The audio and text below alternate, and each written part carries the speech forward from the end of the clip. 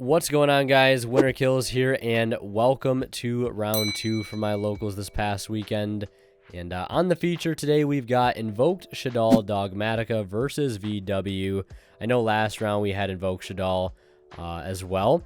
And I know there was a bit of a misplay slash hot cheat regarding an illegal Shaddoll fusion, and I do apologize for not catching that during the commentary, but I do appreciate everybody that pointed it out.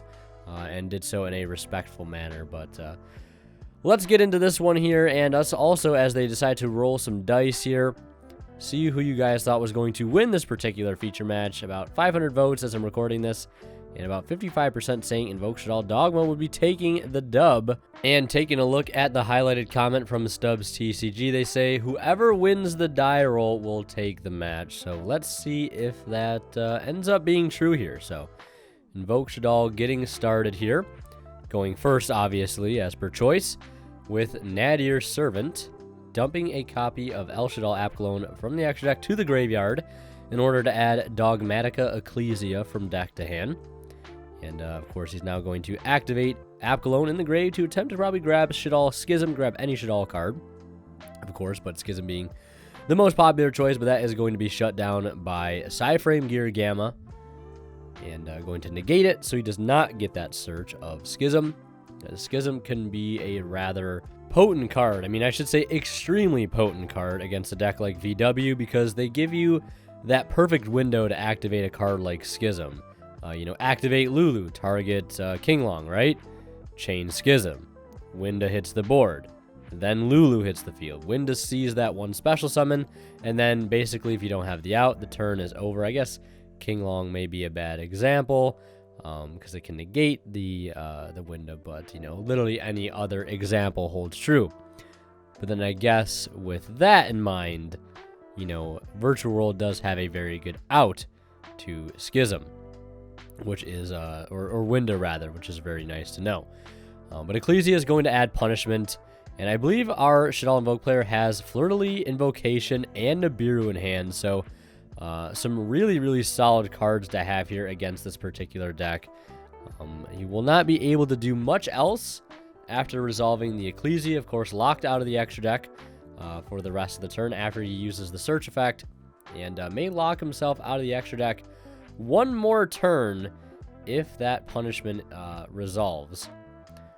So we're going to see a Pot of Prosperity start things off for our VW player, revealing Lau, Lulu, and Kinglong after banishing just 3.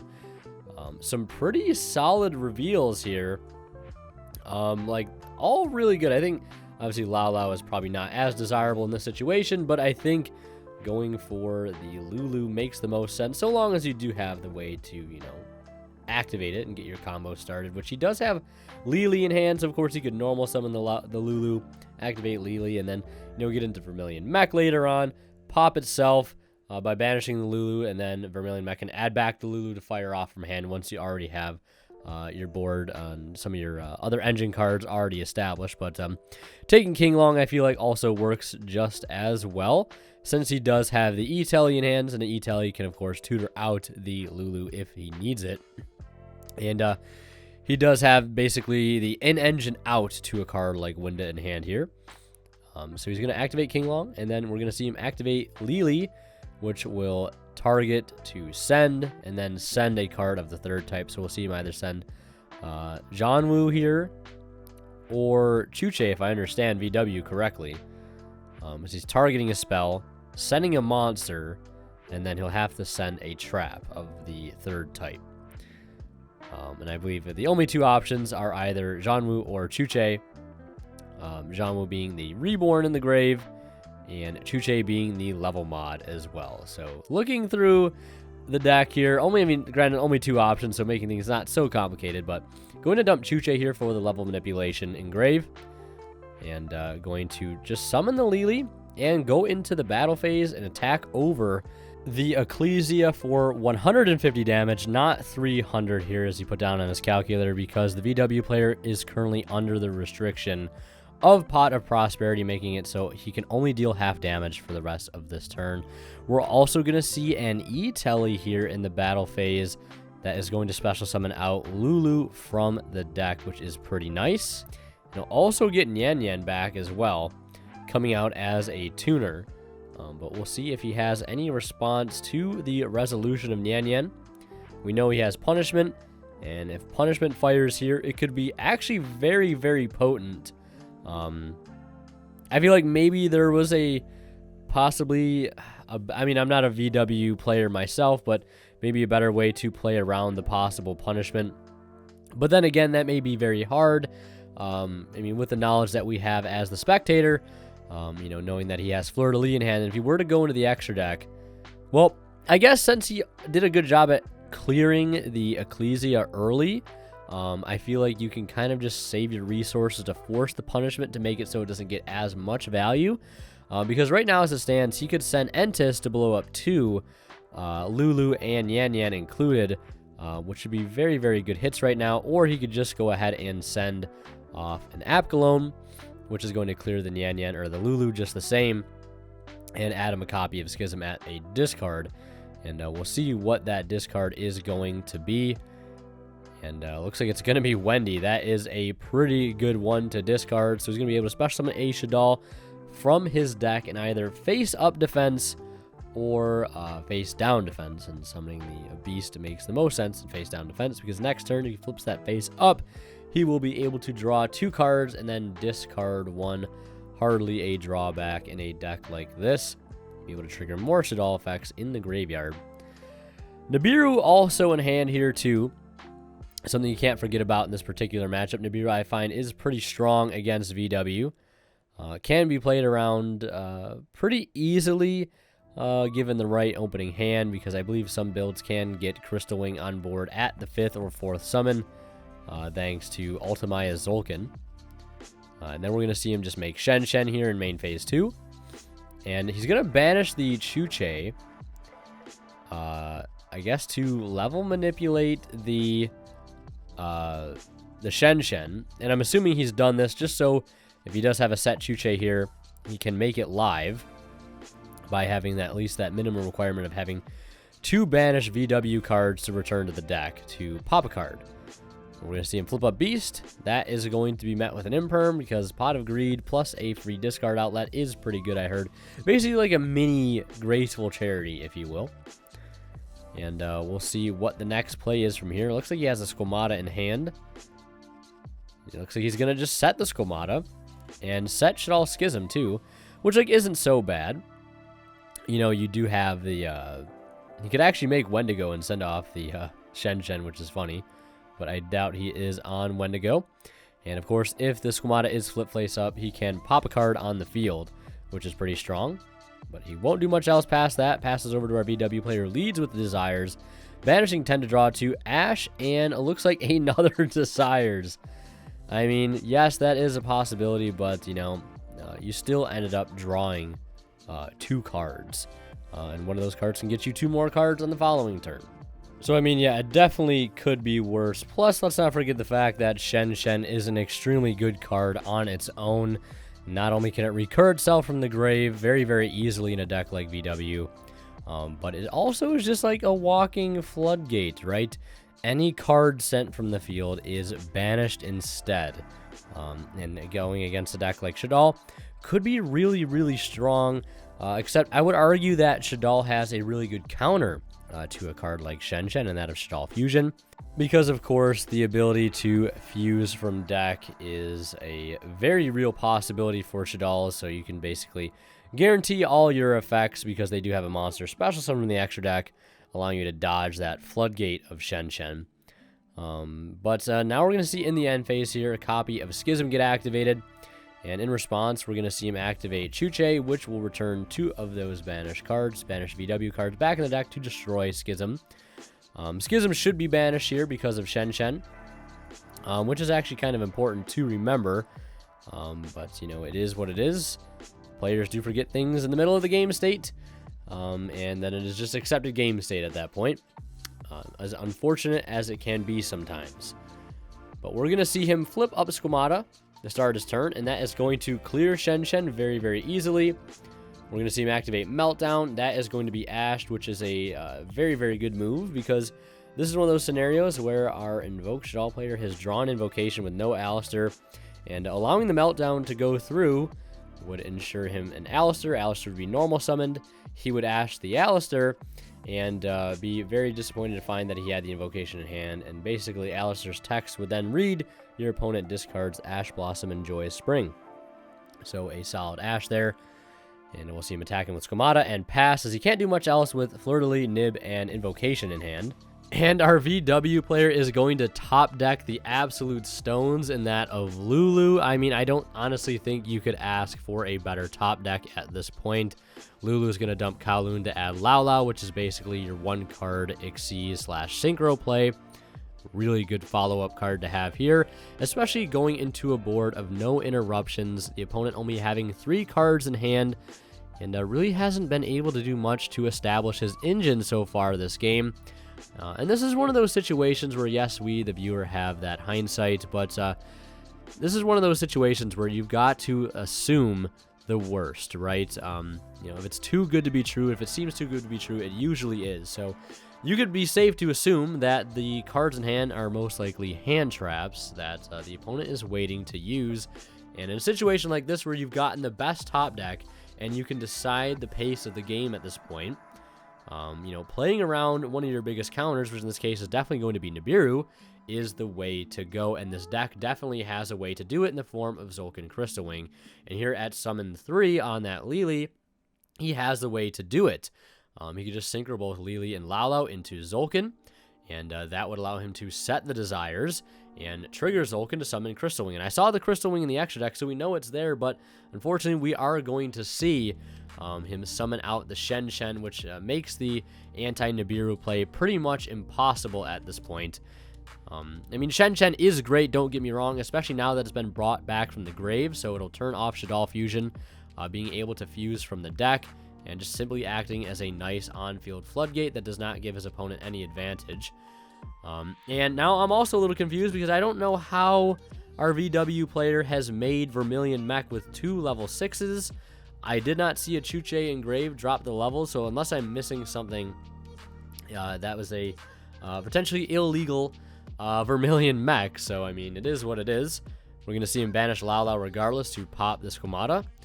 And right now, it might be pretty enticing to try to go for game, but we know the looming threat in the hand of our Invoked Shaddoll player, who's just sitting here watching all of this unfold while he's putting up no interruptions, putting Lily back onto the board, really just setting up for disaster at this point. And I assume he's going to attempt to leave the main phase where Nibiru will be activated, tributing off 8,900 points of attack there. So that is a very, very strong Nibiru token. Would have been game.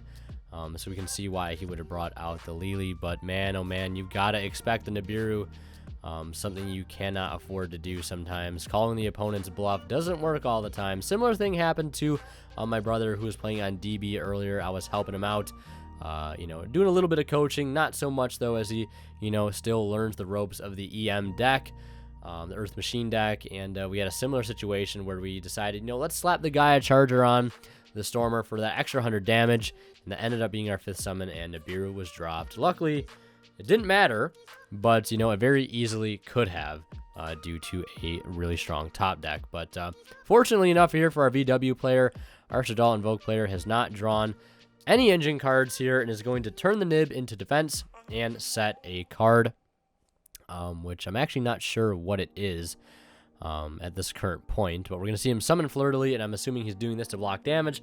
Otherwise, this would be game, because that is an 8,900 attack Nibiru token, and being only at 7,250 would be game, of course, 100%. Shen Shen on the board right now, though. Really, really strong. Not summoned from the extra deck.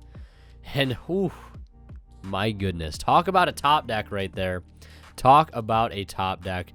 Our VW player had a top deck of his own, and, you know, what goes around comes around. Getting top decked right back just a few turns later in the form of Alistair. And it looks like we're going to see him activate Chuche in response to the Alistair. And we're going to see our Invoke player activate Super Polymerization in response, which is going to suck up the Nibiru token and the Alistair to form Invoked Mechaba. And he's discarding the Invocation too off of the Super Poly, no less, which is going to allow him to essentially do the same thing, you know, recycle the Alistair, which got banished by the Shen Shen. So everything is seemingly working out really well here for Invoked Shaddoll player. The Super Poly should be banished, though. That's for sure. But I don't think the Super Poly being banished here makes a difference because he has no way to recur Super Poly back. He will still be able to get into Invoked Goatees 100%, and he'll pop the Shen Shen on summon, banish Apicalone for that extra bit of damage he needs, and swinging in for Mechaba will be game. Man, oh man, playing around Nibiru can certainly cost you, but let's go ahead and head into game 2 here, and as they get ready to start things off, I want to mention a quick shout out to Imperium Duelist. Check out their site at the link below if you guys are interested in picking up amazing playmats, deck boxes, sleeves, dice, backpacks, and more. They sell all sorts of great TCG accessories, and you can get it all for 10% off using my discount code WinnerKills10 off at checkout, and support the channel in the process, which helps out a ton. And of course, if you guys are buying anything on TCG Player, please, please, please do not forget to use my affiliate link to their site down in the description below. If you guys shop and check out using that link, a small bit of the revenue from your purchase will go right back in the channel, and it helps out way more than you think, allowing me to do what I do on a daily basis. So definitely check it out. But VW starting off with a Prosperity here, taking Kowloon. We're going to see Kowloon get activated. And remember, folks, Kowloon can be ashed. Is it a wise Ash Blossom? Well, it depends. Is it their top deck? They have no extenders engraved, then yeah, I'd say so. But Lulu is really the card, that you want to ash if you can, because that card can generate the most advantage, being able to set up the grave and also add an extender in the process. We'll see him target Chuche, which will allow him to send a monster, and then have to add a card of the third type. So I think he's going to change up what he's doing there. Sending King Long, of course, going to be much better. And then adding a monster, in this case going to be Lily, which can dump another extender. So go for Nyan Nyan. Could dump, yeah, or Zhanwu. We can't send Zhanwu here because he is targeting, or he's targeting Lulu here. I was going to say. Cannot send, or that's Gigi. I'm getting these mixed up. I thought I was getting good at these, but I guess not.